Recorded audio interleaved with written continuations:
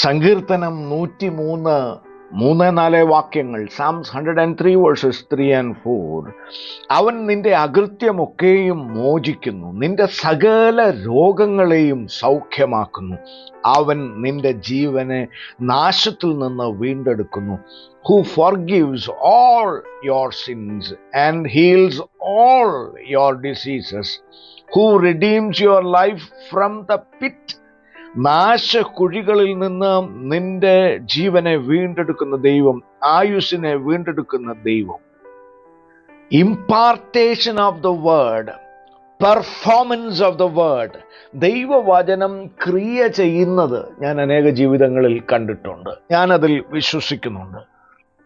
സുവിശേഷ വേലയിൽ സാക്ഷ്യ ജീവിതത്തിൽ മുന്നോട്ട് പോകുവാൻ തക്കവണ്ണം തിരുവചനത്തിൽ പറയുന്ന വാഗ്ദത്തങ്ങൾ, സൗഖ്യങ്ങൾ അതുപോലെ ജീവിതത്തിൽ സ്വർഗം പകർന്നു നൽകുന്നത് അനേക ജീവിതങ്ങളിൽ കണ്ടിട്ടുണ്ട്. ഇന്ന് പ്രഭാതത്തിൽ അങ്ങനെ ഒരു ജീവചരിത്രം നിങ്ങളുമായി പങ്കുവയ്ക്കാൻ ആഗ്രഹിക്കുക. ഡ്വെയ്ൻ മില്ലർ എന്ന ദൈവദാസൻ, ന്യൂ വോയിസ് മിനിസ്ട്രീസിന്റെ സ്ഥാപകൻ, സ്പീച്ച്ലെസ് എന്ന അനുഗ്രഹീതമായ ഒരു പുസ്തകത്തിന്റെ തൻ്റെ ജീവചരിത്രമാണ്. ഭാഷണമില്ലാതെ, speechless. Out of the silence, മൗനത്തിൽ നിന്ന് പുറത്തേക്ക് എന്ന മറ്റൊരു പുസ്തകം. ഇദ്ദേഹത്തെക്കുറിച്ച് അറിയണം. ഒരു ബഹുമുഖ പ്രതിഭ എന്ന് പറയാം.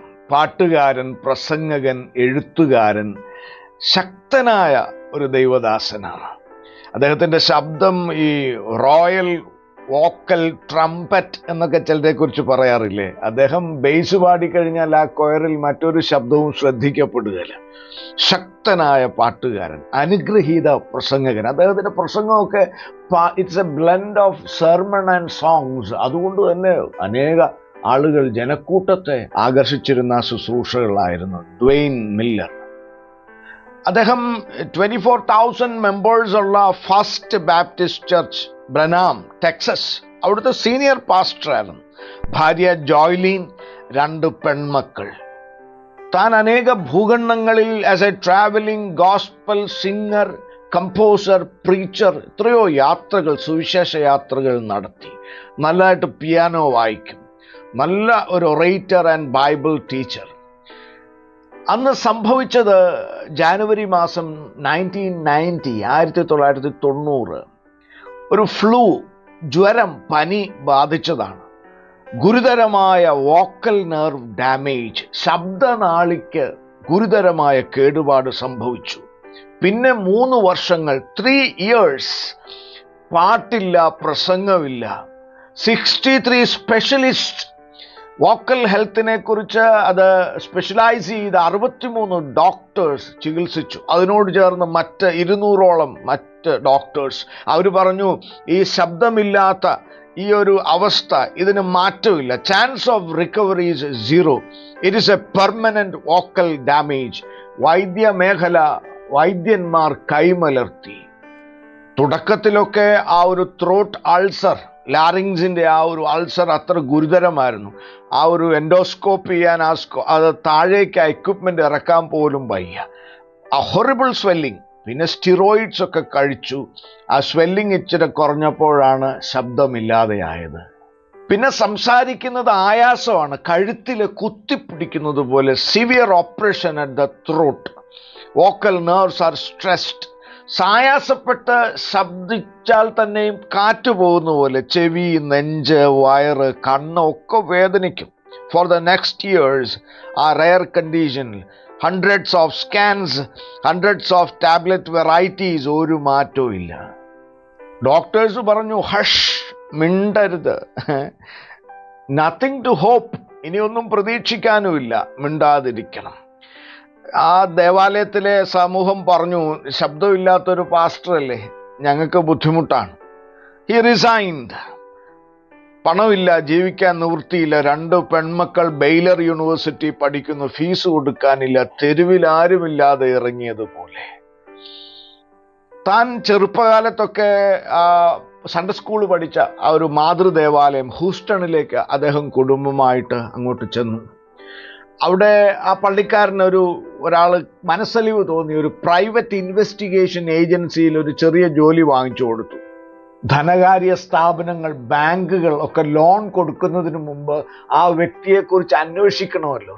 അതിനുവേണ്ടി സഹായിക്കുന്ന റെക്കോർഡ്സ്, ലാൻഡ് റെക്കോർഡ്സ്, അങ്ങനെയുള്ള desk work, research, data collection, ആ പരിപാടിയൊക്കെ ആയിരുന്നു അദ്ദേഹം. കമ്പ്യൂട്ടറും എഴുത്തും പരിപാടി. പക്ഷെ ആ ജോലിയും കുറച്ച് കഴിഞ്ഞപ്പോൾ പോയി. അപ്പോൾ ആ ഹൂസ്റ്റണിലെ സൺഡേ സ്കൂൾ, അവിടെ 300-400 കുഞ്ഞുങ്ങളുണ്ട്. ഒക്കെ കരുണ തോന്നി. സൺഡേ സ്കൂൾ അധ്യാപകരാരോ വന്നില്ല, അവർക്ക് പകരമായിട്ട് ഈ ഒരു ശുശ്രൂഷ ഈ മനുഷ്യനെ ഏൽപ്പിച്ചു. പക്ഷെ ശബ്ദമില്ലല്ലോ, എങ്ങനെ കുഞ്ഞുങ്ങളെ പഠിപ്പിക്കും? ഒരു സ്റ്റെപ്പപ്പ് മൈക്രോഫോൺ, ശബ്ദം വളരെ സ്റ്റെപ്പപ്പ് ചെയ്ത് വർദ്ധിപ്പിച്ചു കൊടുക്കുന്ന ഒരു മൈക്രോഫോൺ വെച്ച് അദ്ദേഹം screaming at the top of the lungs, ജീവൻ കളഞ്ഞ് അലറിയാൽ അല്പശബ്ദമൊക്കെ കേൾക്കും. അങ്ങനെ അദ്ദേഹം 2-ലധികം വർഷങ്ങൾ അവിടെ സൺഡേ സ്കൂൾ പഠിപ്പിക്കുക. 45 മിനിറ്റ് പഠിപ്പിച്ചാൽ പിന്നെ 1 മണിക്കൂർ അദ്ദേഹം വിശ്രമിക്കണം. ആ ഒരു പഠിപ്പിച്ച ആയാസത്തിൽ, അതിൻ്റെ സ്ട്രെയിൻ, പേഴ്സ്പിരേഷൻ, ഷിവറിങ്, അദ്ദേഹം കരയും, ഏങ്ങലടിക്കും. ഭാര്യയും കൂടെ ഇരുന്ന് കരയും, നെഞ്ചിൽ തിരുമ്മും, കഴുത്തിൽ അമർത്തി തിരുമ്മും. കുഞ്ഞുങ്ങളും നിസ്സഹായരായി കരഞ്ഞുകൊണ്ടിരിക്കും. അപ്പൊ ഇത്രയും പ്രയാസമാണ് ഒരു 3/4 മണിക്കൂർ പഠിപ്പിക്കുന്നത് എന്ന് പറഞ്ഞാൽ യു ക്വിറ്റ്, നിങ്ങൾ പഠിപ്പിക്കണമെന്ന് ആ പള്ളിക്കാർ പറയുമല്ലോ. അതുകൊണ്ട് പറഞ്ഞില്ല. To have a purpose of life, ജീവിതത്തിൽ, വിശ്വാസ ജീവിതത്തിനൊരു ഉപകാരം വേണമല്ലോ. അതുകൊണ്ട് അദ്ദേഹം ഈ ശുശ്രൂഷ ചെയ്തുകൊണ്ടിരുന്നു. ഓരോ ഞായറാഴ്ച രാവിലെയും സ്ക്രീമിങ് ടു ഗെറ്റ് ഓഡിബിൾ, ആ ഒരു ശബ്ദം കേൾപ്പിക്കാൻ അദ്ദേഹം ശ്വാസമെടുത്ത് പ്രാണൻ കളഞ്ഞ് കണ്ണു തുറിച്ച് ശരീരം വിറച്ച് പഠിപ്പിച്ചുകൊണ്ടിരുന്നു. അപ്പം അങ്ങനെ ഇരുന്നപ്പോൾ മെഡിക്കൽ ഇൻഷുറൻസുകാർ ഒരു ദിവസം പറഞ്ഞു, ഇത്രയും കാലം നിങ്ങളുടെ മരുന്നിൻ്റെയും സ്കാനിങ്ങിൻ്റെയും ഒക്കെ പൈസ ഞങ്ങൾ തന്നല്ലോ, പക്ഷെ ഞങ്ങളൊരു നിരീക്ഷണം നടത്തി. നിങ്ങളെ ഇത് സൗഖ്യമാക്കാനുള്ള ഒരു മെഡിക്കൽ പ്രൊസീജിയർ അല്ല, എക്സ്പെരിമെൻ്റൽ പ്രൊസീജിയർ പോലെ പരീക്ഷണാടിസ്ഥാനത്തിലാണ് ഈ മരുന്നുകളൊക്കെ തരുന്നതെന്ന് മനസ്സിലായി. അതുകൊണ്ട് ഞങ്ങൾ തന്ന പൈസ $18,000 അത് ഞങ്ങൾക്ക് തിരിച്ചു വേണം. അതിനായിട്ട് ഞങ്ങൾ ഇതാ കേസ് കൊടുക്കുക, നിങ്ങൾ പ്രതിയാണ്, പ്രതി. പിന്നെ സോഷ്യൽ സെക്യൂരിറ്റിയുടെ ധനസഹായം ഉണ്ടല്ലോ, സാമൂഹിക ക്ഷേമ വകുപ്പിൻ്റെ, അവരും പറഞ്ഞു ഈ ശബ്ദമില്ലായ്മ it is not a handicap. കണ്ണു പൊട്ടിയവരോ കാലൊടിഞ്ഞവരോ അവർക്ക് ഹാൻഡിക്യാപ്പാണ്, പക്ഷേ ശബ്ദമില്ലാത്തത് അത്ര ഗുരുതര പ്രശ്നമൊന്നുമല്ല. അപ്പോൾ നിങ്ങൾക്ക് അങ്ങനെ കിട്ടുന്ന ഒരു ചെറിയ പെൻഷൻ ധനസഹായം അതും ഇനി കിട്ടുകയില്ല. No job, no group insurance, no provision, no income, no future. അപ്പോൾ ആരാണ്ട് പറഞ്ഞു, നിങ്ങൾ നന്നായിട്ട് ഡെസ്ക് വർക്കിന് മിടുക്കനല്ലേ, നിങ്ങൾ കുറച്ച് പുസ്തകം എഴുതുക. അങ്ങനെ കഷ്ടപ്പെട്ട് 2-3 പുസ്തകം എഴുതി അത് പബ്ലിഷ് ചെയ്യാമെന്ന് പറഞ്ഞ ആളുകൾ അന്നേരം കാലുമാറി, അവരത് ഏറ്റെടുത്തില്ല. അങ്ങനെ ജീവിക്കാൻ ഒരു നിവൃത്തിയില്ലാത്ത ഒരു കാലം. ജാനുവരി 15, 1993 തന്നെ ആർക്കും വേണ്ട, എല്ലാവരും ഉപേക്ഷിച്ചു, നിവൃത്തിയില്ല എന്നൊരവസ്ഥയിൽ തൻ്റെ വീട്ടിലെ കസേരയിൽ ഡിപ്രസ്ഡ് ആൻഡ് റിജക്റ്റഡ്. ദൈവമേ, എനിക്കിനി താങ്ങാൻ വയ്യ. I cannot support my family, I cannot earn, I cannot preach, I cannot Singh, I cannot author books. സമ്പൂർണ്ണ പരാജയം, ഞാൻ തോറ്റവനാ. 2ാം നിലയിൽ ഒരു തോക്കിരിപ്പുണ്ടായിരുന്നു, വിൽക്കാൻ ബാക്കിയുള്ള ഏക സാധനം. ആ തോക്ക് ലോഡഡ് ഗൺ എടുത്ത് തൊണ്ടയ്ക്ക് കുത്തിപ്പിടിച്ചു. 4 മണിക്കൂർ അങ്ങനെ ആ കസേരയിലിരുന്നു. അങ്ങനെയാണല്ലോ, സെൽഫ് പിറ്റിക്ക് ശേഷം സെൽഫ് കണ്ടംനേഷൻ ആണല്ലോ, സ്വയനിന്ദയ്ക്ക് ശേഷം സ്വയശിക്ഷയല്ലേ ആത്മഹത്യ. അതിന് തോക്കിൻ്റെ കാഞ്ചി വലിക്കണം, പക്ഷേ വലിക്കാൻ ദൈവം സമ്മതിച്ചില്ല. പലരും ചോദിക്കും, 4 മണിക്കൂർ ഈ തോക്കിൻ്റെ കാഞ്ചിയിൽ വിരൽ തൊട്ട് നിന്നല്ലോ, എന്തേ നിങ്ങൾ കാഞ്ചി വലിച്ചില്ല? തമ്പുരാൻ്റെ കൃപ. 2 ദിവസം കഴിഞ്ഞു, സൺഡേ ജാനുവരി 17, 1993. കുഞ്ഞുങ്ങളെ പഠിപ്പിക്കാൻ ഒരു ഒരുക്കവുമില്ല, കാരണം ആത്മഹത്യക്ക് ശ്രമിച്ചവനല്ലേ. എനിക്ക് എന്ത് അവകാശമാണുള്ളത് കുഞ്ഞുങ്ങളെ പഠിപ്പിക്കാൻ? My cup is empty, my pen is running out of ink. ഒന്നും പറയാനില്ല. പഴയ ഒരു പ്രസംഗം തപ്പിയെടുത്തു, 103-ാം സങ്കീർത്തനം. ആ സൺഡേ സ്കൂൾ ക്ലാസ്സിനൊരു പ്രത്യേകതയുണ്ട്. അക്കാലത്തെ റെക്കോർഡിംഗ് ഒക്കെ പലർക്കും മനസ്സിലാവും, ഓർമ്മയുണ്ട്. അന്ന് നമ്മൾ റെക്കോർഡ് ചെയ്ത് 1993 കാലത്തൊക്കെ കാസറ്റ് റെക്കോർഡർ. അപ്പോൾ സൺഡേ സ്കൂളിൽ വരാത്ത ആബ്സെൻറ്റീസിന് വേണ്ടി അത് ഓഡിയോ കാസറ്റായിട്ട് റെക്കോർഡ് ചെയ്ത് വെക്കും. അദ്ദേഹത്തിൻ്റെ അന്നത്തെ പ്രസംഗം റെക്കോർഡ് ചെയ്തിട്ടുണ്ട്. Praise the Lord. അത് പ്രസംഗിച്ചുകൊണ്ടിരുന്നപ്പോഴാണ് ശബ്ദത്തിൻ്റെ മേൽ ദൈവം സൗഖ്യത്തെ അയച്ചത്. That miracle moment is recorded. അദ്ദേഹം പ്രസംഗിക്കുക, he heals all my diseases, സകല രോഗങ്ങളെ സൗഖ്യമാക്കും. He redeems my life from the pit, the grave of destruction. എൻ്റെ പ്രാണനെ നാശ കുഴിയിൽ നിന്ന് വീണ്ടെടുക്കും. എൻ്റെ യൗവനം കഴുകനെ പോലെ പുതിയ വരത്തക്കവണ്ണം കൃപ നൽകുന്ന ദൈവം. സകല രോഗങ്ങളും, all in Hebrew means he heels every last one without exception. Every last one without exception, അതാണ് സകല, ഓൾ എന്ന് പറഞ്ഞാൽ ഏതൊടുക്കത്തെ രോഗവും എല്ലാ രോഗവും സൗഖ്യമാക്കും. ഒന്നൊഴിയാതെ സകല രോഗങ്ങളും സൗഖ്യമാക്കും. അദ്ദേഹം പ്രസംഗിക്കുക. പിറ്റ് എന്ന പദം അദ്ദേഹം പറഞ്ഞപ്പോൾ തൊണ്ടയ്ക്ക് വലിയ ഒരു സ്ട്രെസ് ഓപ്പറേഷൻ റിലീസ്ഡ് ആയതുപോലെ അദ്ദേഹം അനുഭവിച്ചു. അദ്ദേഹത്തിൻ്റെ പ്രസംഗം ഒന്ന് ശ്രദ്ധിക്കണേ. ഗോഡ് സ്റ്റിൽ ഹീൽസ് എന്ന് പുറത്ത് പറയുമ്പോഴും അകത്ത് അദ്ദേഹം ഇങ്ങനെ ചോദിച്ചുകൊണ്ടിരിക്കുക, വൈ നോട്ട് മീ, എന്നെ എന്താ കർത്താവെ സൗഖ്യമാക്കാത്തത്? ഡ്വൈൻ മില്ലർ ചോദിച്ചുകൊണ്ടിരിക്കുക അകത്ത്. ആ ഒരു വോയിസ് ക്ലിപ്പ് ശ്രദ്ധിക്കണേ. God intervened when he expose the word pit. ആ കുഴി, പിറ്റ് എന്ന പദം വന്നപ്പോഴാണ് സൗഖ്യം കിട്ടിയത്. ശ്രദ്ധിക്കുക. So one of his benefits is he heals all of my diseases. And then in verse 4 he says, and he redeems my life from the pit. Now I like that verse just a whole lot. I have had, and you have had in times past, pit experiences.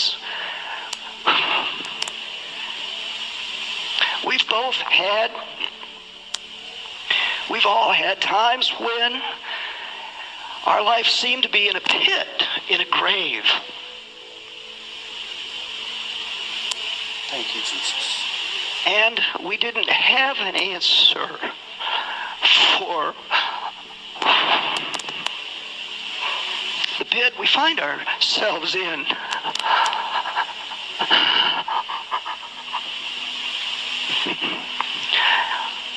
And I don't understand this right now.